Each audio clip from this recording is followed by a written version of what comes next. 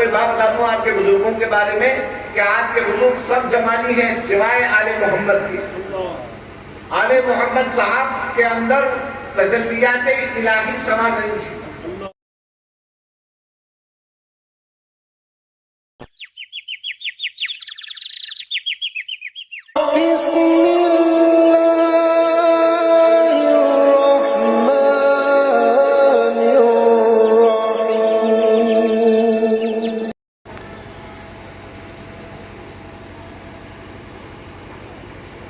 حاضرین محترم، علماء اہل سنت، مشائخ طریقت، طالبان علم دین شریف، السلام علیکم ورحمۃ اللہ تعالی وبرکاتہ.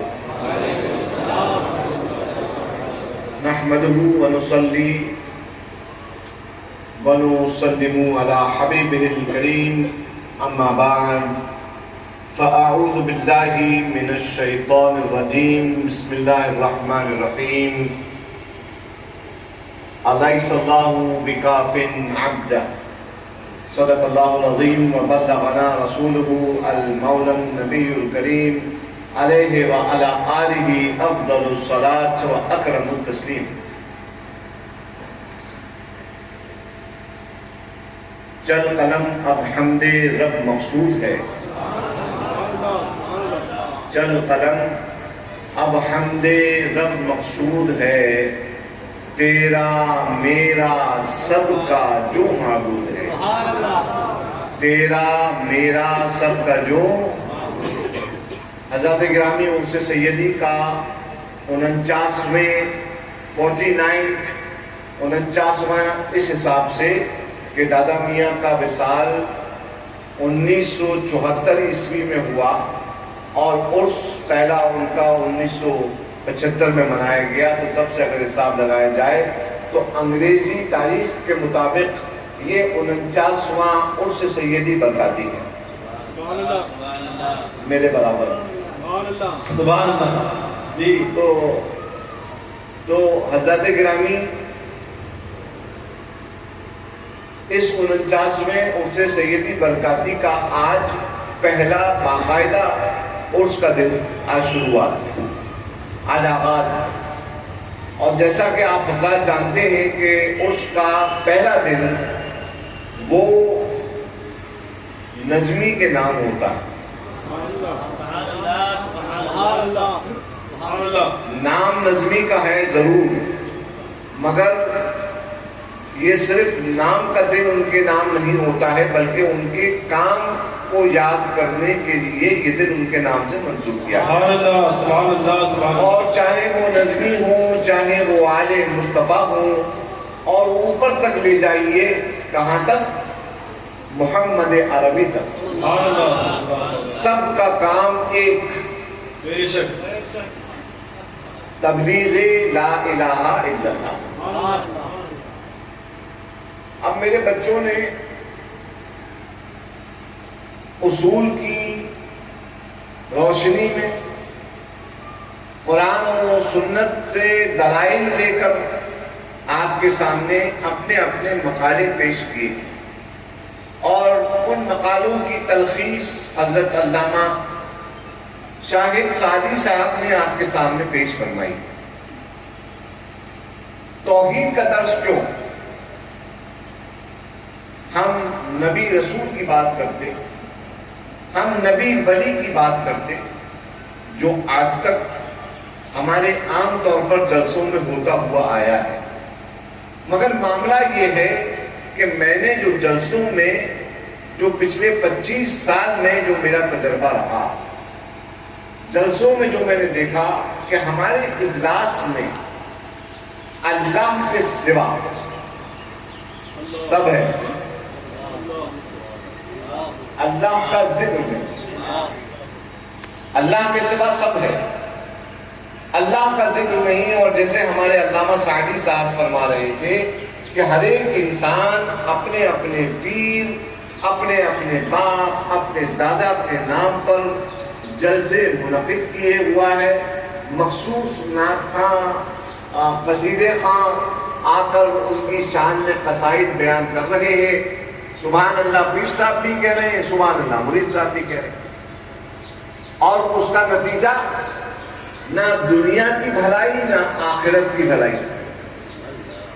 اور اسلام کا جو اللہ رب العزت نے آخری یہ رسالت اپنے حبیب کے ذریعے ہم کو عطا فرمائی، اس کا جو محصل ہے اور اس کا جو مغز ہے وہ ہمارے ہاتھ سے جاتا ہوا نظر آتا ہے۔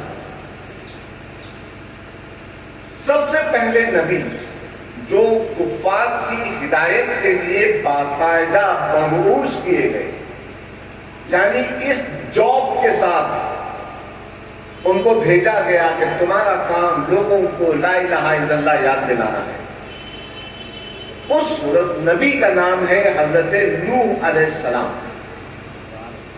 یہ سلسلہ تبلیغ نوح علیہ السلام سے شروع ہوا اور ختم ہو گیا محمد الرسول اللہ تک۔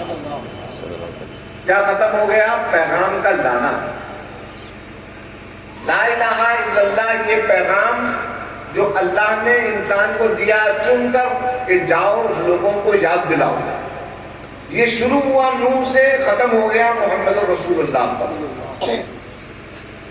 یعنی اب کوئی دوسرا نبی نہیں آئے گا، کوئی دوسرا رسول نہیں آئے گا، کوئی دوسرا قرآن نہیں آئے گا، ختم۔ مگر کار تبلیغ یہ جاری ہے، اور یہ جاری ہے علماء اور صلحاء اور اولیاء کے ذریعے جو ہمارے بزرگ کرتے آئے۔ مگر مسئلہ کیا ہو گیا ہے؟ مسئلہ یہ ہو گیا ہے کہ کام کو چھوڑ کر، آسان الفاظ میں کہہ رہا ہوں، کام کو چھوڑ کر کام کرنے والوں کے ذکر زیادہ کیے جا رہے ہیں۔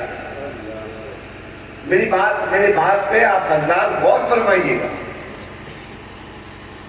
میں آپ کو کیا موٹے فلسفے بیان کروں عربی فارسی میں؟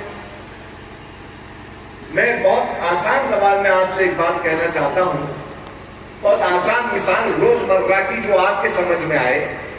گاڑیاں جانتے ہیں، 4 ویلر، کئی کمپنی کی گاڑیاں ہے نا، میں کسی کمپنی کا نام نہیں لوں گا، مگر کئی کمپنیوں کی گاڑیاں چل رہی ہیں مارکیٹ کے اندر، ہے نا۔ کام سب گاڑیوں کا ایک ہے، مسافر کو ایک جگہ سے دوسری جگہ پہ لے کے جانا، ٹھیک ہے۔ الگ الگ ماڈل کی گاڑیاں، الگ الگ ان کی کوالٹیز، الگ الگ ان کی خاصیت، کوئی اچھی ہے، کوئی 19 ہے، کوئی 20 ہے، کوئی 21 ہے۔ مگر ان تمام ماڈلز کے اندر اگر پیٹرول نہیں ہے تو گاڑی نہیں چلے گی، چاہے وہ کسی بھی ماڈل کی ہو، چاہے وہ کسی بھی فضیلت کی ہو، چاہے وہ کسی بھی مرتبے کی ہو۔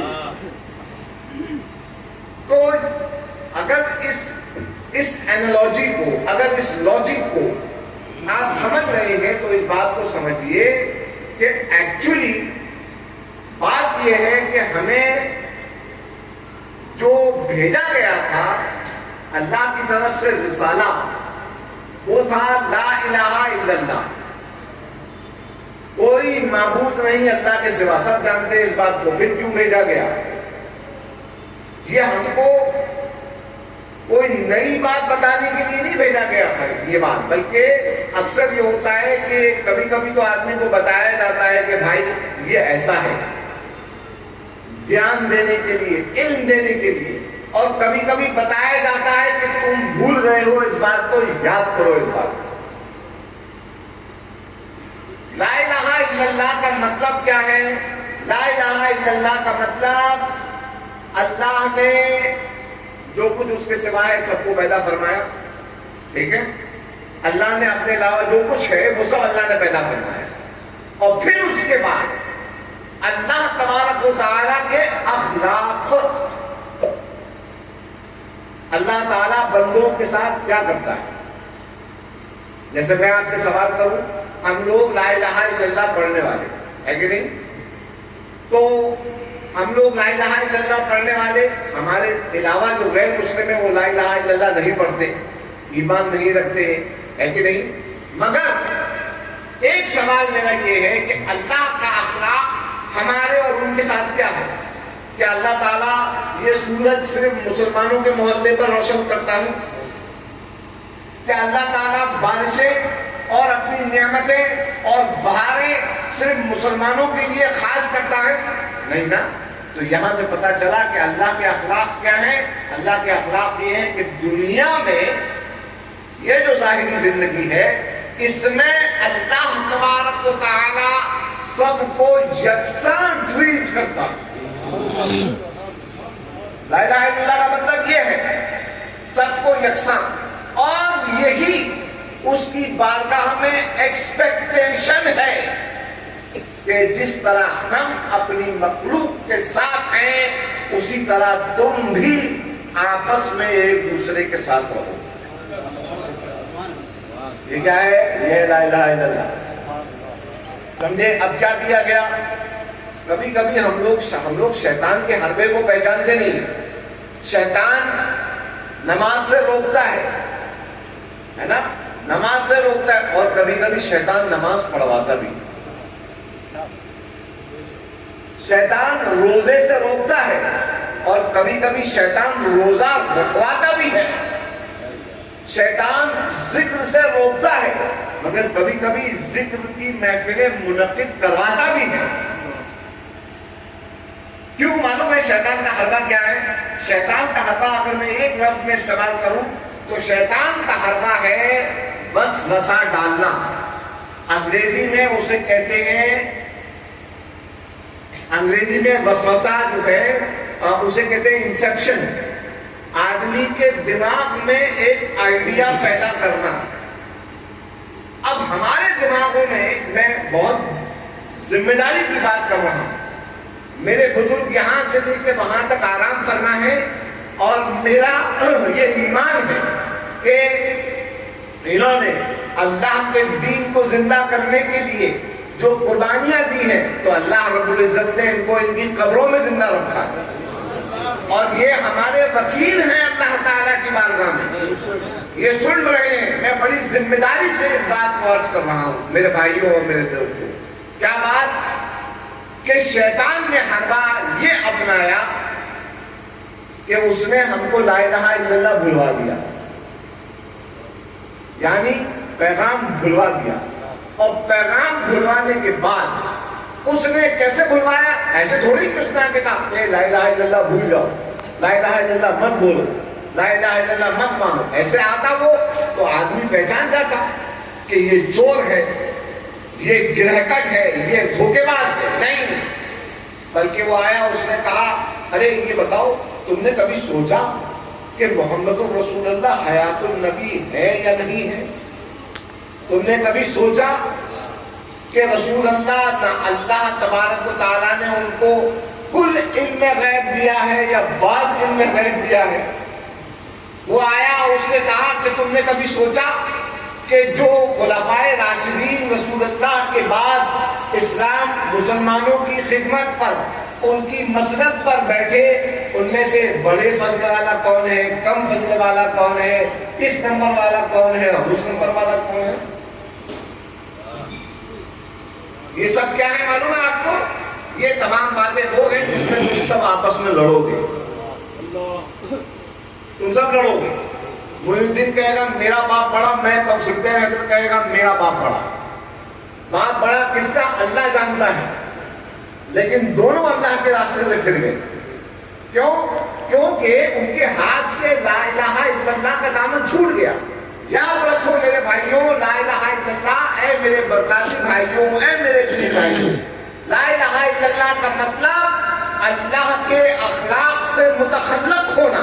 اللہ تعالی کے اخلاق جسے اللہ کرتا ہے. دیکھو اللہ رب العزت ہمیں کیوں کہہ رہا ہے قرآن میں، جگہ جگہ قرآن میں کہہ رہا ہے کہ یہ تمام نشانیاں ہیں ہماری کس کے لیے؟ اولو الابصار کے لیے، یہ نظر والوں کے لیے، یہ دماغ والوں کے لیے یہ نشانیاں ہیں.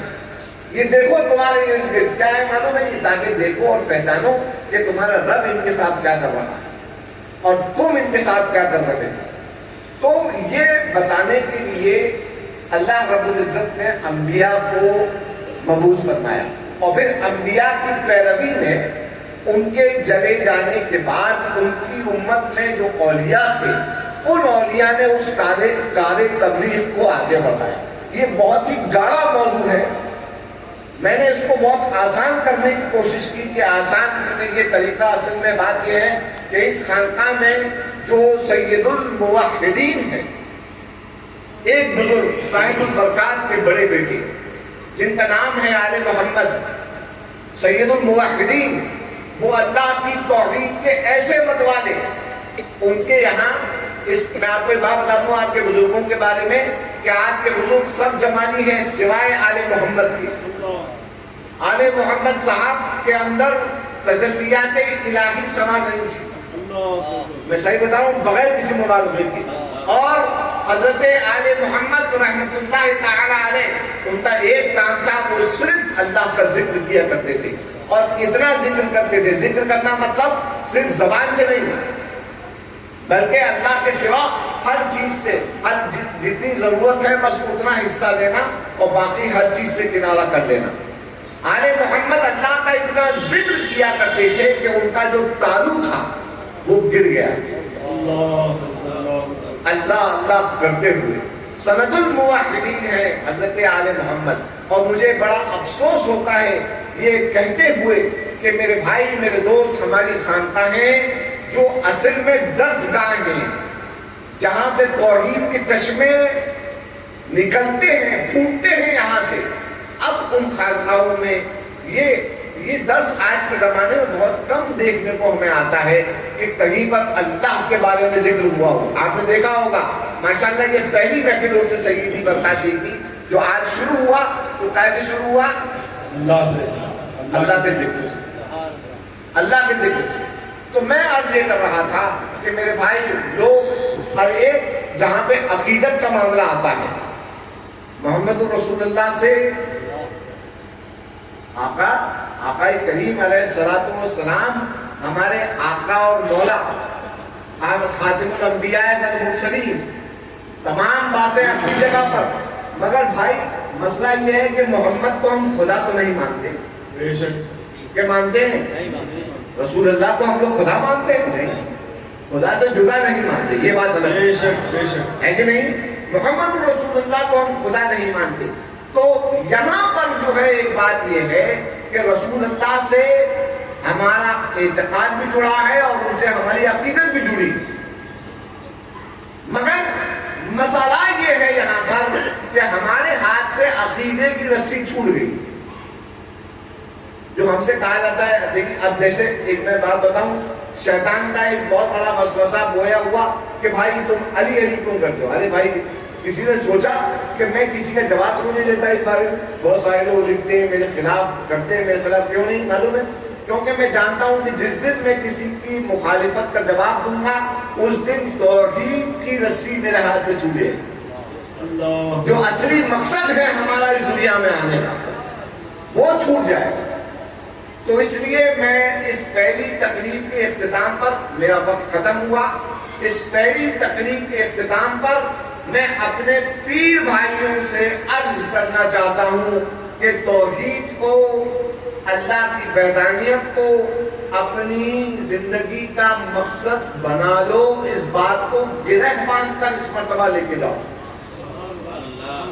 کیونکہ جس طرح سے ساقی صاحب نے بتایا کہ تعالو آ جاؤ نجمع علی کلمۃ سواء بیننا، کہ آؤ اور جو معاملات تمہارے اور ہمارے درمیان یکساں ہیں، ایک جیسے ہیں، اس پہ ہم لوگ جمع ہو جائیں. یہ اسلام کا درس ہے، اسلام کا درس ہے. اور میں وہی عرض کر رہا ہوں کہ جب توحید کی رسی ہاتھ سے چھوٹتی ہے تو کیا ہوتا ہے؟ اللہ فرماتا ہے وَاعْتَصِمُوا بِحَبْلِ اللَّهِ جَمِيعًا وَلَا تَفَرَّقُوا. اے لوگو اللہ کی رسی کو مضبوطی سے تھامو اور فرقوں میں مت بٹو. یہ کون کہہ رہا ہے؟ اور شیطان سے وسوسہ زدہ مولوی نما یہ کہہ رہا ہے کہ ہم لوگ سب جو ہیں فرقوں میں بٹے ہوئے ہیں. ارے بھائی جو فرقوں میں بٹا ہے، فرقوں میں بٹنے سے اللہ نے منع کیا، اللہ نے روکا ہے. اگر جو شخص فرقوں میں بٹ رہا ہے تو آپ بٹنے کیوں دے رہے ہیں؟ اگر آپ کا کوئی مسلمان بھائی کلمہ پڑھنے والا اگر آپ کو گمراہی کرتا نظر آئے، آپ جائیے اس کو گلے لگائیے. آپ کہے بھائی کیوں کر رہے ہو ایسا؟ کیا بات ہے ایسی؟ ہم سب اللہ کے بندے، جب اللہ کا نام لے رہے ہو تو اللہ کے اخلاق کے علاوہ کیوں کر رہے ہو؟ یہ ہوتا ہے طریقہ اصلاح۔ مگر ہمارا طریقہ کیا ہے؟ تو فرقے میں بڑھ گیا، چل نکل جا، تو ہمارا مسلمان نہیں ہے، تو ہمارے اہل سنت سے نہیں، تو اسلام سے بھی خارج ہو گیا۔ تو یہ جو معاملات ہیں یہ تمام کب آتے ہیں اختلاف کے؟ جب انسان کے دماغ میں توحید کے علاوہ شیطان کوئی وسوسہ ڈالتے ہیں۔ میرے بھائی متحد ہو جائیں توحید کے نام پر۔ حقیقت بات یہ ہے کہ اس ملک میں جو ماحول ہے ہمارے ارد گرد، وہ تو کل کا کل ہمارے سازگار نہیں ہے، وہ تو ہمارے دین کے، ہمارے ایمان کے لیے سازگار نہیں ہے۔ تو ہمیں کیا کرنا ہے؟ کیا ہمیں اور مزید لڑائیاں چھیڑنی ہے؟ کیا ہم کو مزید فرقواریت کو ہم کو بڑھاوا دینا ہے؟ کیا اپنے درمیان سے ہم کو اور ٹکڑے کرنا ہے اپنے قوم کے؟ نہیں نا۔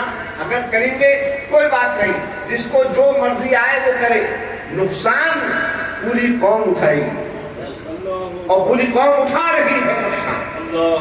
اب بھی وقت ہے خانقاہ برکاتیہ کے اس پلیٹ فارم سے یہ بات جا رہی ہے کہ بھائی ان کا، اگر آپ کو ٹھیک ہے، آپ کا اپنی عقیدت ہے، آپ اپنی عقیدت سے جو آپ کی جن پہ اعتقاد ہے آپ ان سے عقیدت رکھیے، آپ کے پیر ہیں آپ ان سے عقیدت رکھیے، آپ کے جو بھی بزرگ کا آپ بزرگ مانتے ہیں آپ ان سے عقیدت رکھیے، لیکن صاحب کسی بزرگ کے نام پر اللہ کے بندوں کو الگ الگ کر دینا یہ اسلام نہیں ہے، بے شک یہ اسلام نہیں ہے۔ اور پھر اس کے بعد ایسے لوگوں کا پرچار کرنا کہ جن لوگوں سے توحید، اسلامی توحید میں کھلم کھلا رکھنا کیا، یہ بہت غلط بات ہے۔ اللہ رب العزت ہمیں اور آپ کو تو شمع توحید کا پروانہ بنا کے جلائے، اور اسی میں اللہ رب العزت کلمہ پڑھتے ہوئے اللہ کی بارگاہ میں ہم حاضر ہوں، خانقاہ برکاتیہ کا یہ پیغام اپنے ساتھ لے کے جائیں۔